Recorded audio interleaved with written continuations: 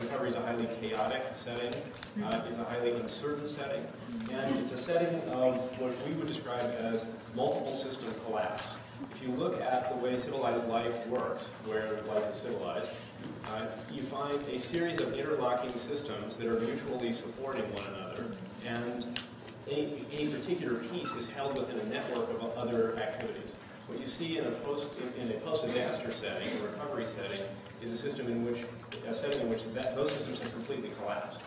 Many different elements of them have come apart.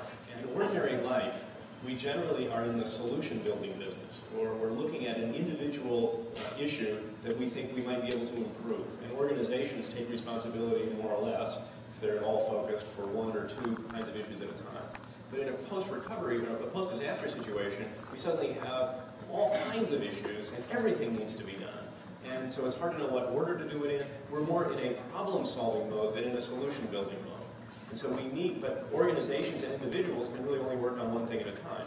Now that means that what we need in a post-disaster situation is a high degree of coordination among different individual activities. On the other hand, you don't want too much coordination. You don't want the easiest way to achieve that is by having a highly centralized activity. But a highly centralized activity is not ever going to be able to get enough of an understanding of all the details that need to be done in order to be able to drive that. So there's a challenge that we need to create a decentralized set of activities that are coordinated with each other. So on the one hand, the fact that in a post-disaster setting, we are in a problem-solving mode. In other words, integrative, lots of different things have to be done at once. No one organization can do a very high fraction of that. It means we have to have lots of organizations doing different things, and it would be good if they were working in some sense in concert with one another, not at cross purposes with one another. That's the reason why partnerships would be really valuable and important. Well, there is a tendency to produce centralized action. My favorite rendition of this was from a colleague of mine who went almost immediately after the tsunami to Banda Aceh, and he sent back a series of dispatches from the field. He said, why is it that when people come from modern mixed economies, with lots of liberal institutions and lots of freedom and creativity and different things going on, they turn into Soviet central planners? Where does that come from? Well, part of it comes from there's a mindset about it, which is we came here to help these victims. And they are hapless and helpless, and they were, they generally had challenges beforehand because disasters often happen in places, and increasingly that's the case. Populations are concentrating in places of high risk. So they were already challenged beforehand, and now these poor people, they've lost everything, and they're scattered, and they didn't have any skills to start with, so they need us. And we're here, and we'll figure out, what to do. You may have seen some people with that sort of attitude, right? Over the horizon. Although part of what I'll observe is that whereas in Banda Aceh the system may have been a little too centralized, in New Orleans it appears to me anyway to have been a little too little centralized, that there wasn't much to attach to.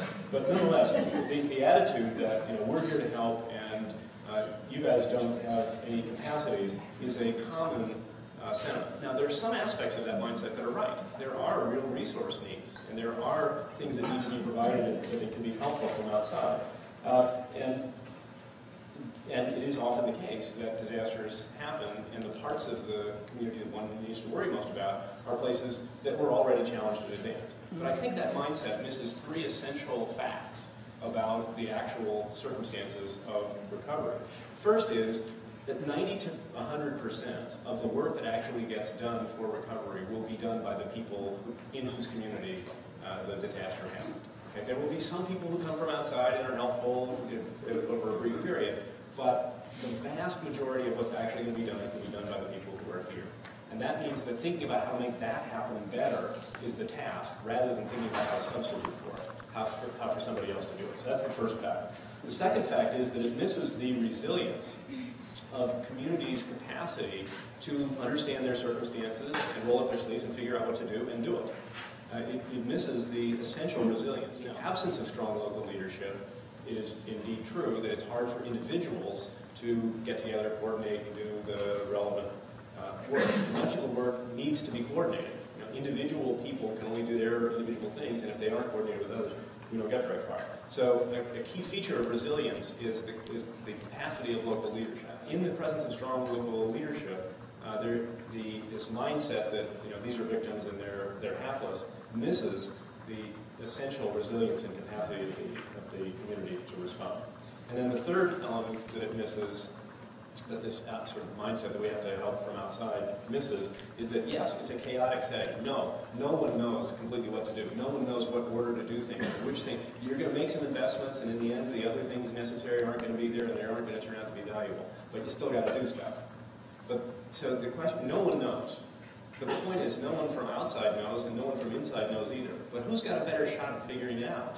Okay, people who never came here before and never saw this, or people who lived here for a while and have an idea of what they're trying to accomplish. I'm going to bet on the local folks for being able to understand what the circumstances are faster and be able to have creative ideas and figure out what to do about it. So take those three facts. A, that these are the people who are going to have to do it anyway. B, there is resilience and capacity in the presence of local leadership. And C, that in the end, it's a chaotic situation and the people with the best shot at figuring it out are going to be the local folks. That frames the problem as how we support decentralized activities. So here's the alternative mindset. And the mindset is to think about this as recovery will emerge in the hands of and from the work of the people who are here. And it will emerge better in some conditions than others. So if there's anything people from outside can do, it is to help create conditions in which the local work will be more effective, easier to carry out, and will have the resources necessary to do it. There's a technical term for this in emerging management theory, which is called decentralized intelligent adaptation. That's what we were hoping for. Decentralized means you're doing it. Intelligent means you guys are the ones who are going to be able to figure it out. And adaptation means this is going to be a continually changing frame, because as recovery gets underway, new opportunities will be created, things that we thought were going to work are going to turn out not to, we're going to have to invent other things. So we need an adaptive process. It needs to be decentralized and intelligent, and the challenge is how to support it. Now I think the resources you need are local leadership, locally driven assessment and engagement and community discussions about, okay, so this is what it now looks like, what are we now going to do? So tools for how to do that, how to manage those kinds of discussions. This is the sort of thing that Archon works on, and I'm going to say a little bit more about. And the third thing I would point to in the way of resources, we need discretionary resources. We need to give to the people who are doing it the resources that they need to be able to work on things. And we shouldn't ask too many questions in advance about exactly what they're planning to do with it, because they don't know yet, and it's going to change as they go along. So what we need is the ability to put discretion in the hands of the people who are in the best position to use it. Now that has a profound implication.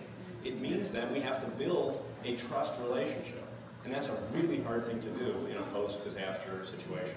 And that, I think, is the hardest thing to accomplish. And partnerships can help to do that, but the partnerships will only be effective if they are able to do it in that context. And that's part of what we want to talk about later today. So the challenge then is to find and or build local organizations that have the capacity to problem solve, look at the situation, and do things effectively, and to build trust in those organizations and give them the discretionary resources that they need to be able to operationalize their emerging visions. I'll close with a story about Bangladesh. There's actually a picture of this in the paper. One of the great challenges in Bangladesh was that the communities that were affected were obviously the ones right along the shoreline. These were mainly fishing communities. That was their livelihood. They took their life from the sea. And so in many of them, this is a wave that came on shore, so one of the things that happened was a lot of the boats got washed up onto the shore. And they were high and dry on the beaches, all hundreds of yards from the water. So big issue. People need a livelihood, need to get back onto the water. How are we going to get the boats back in the water? Big question. So there's a picture of a room like this one, with a screen at the front and people sitting in front of laptops, and there's PowerPoint on the screen, and this is the planning session for how we're going to get the boats back in the water. Okay? And they're all trying to figure out the resources and how we're going to bring the folks in and how we're going to get cranes. And so when Dan gives this talk, he shows that picture, and then he cuts to another slide, and it's a picture of a boat with 50 guys around it, and the boat's on logs, and they're rolling it down the beach to get it back in the water. And he says, they're not going to wait.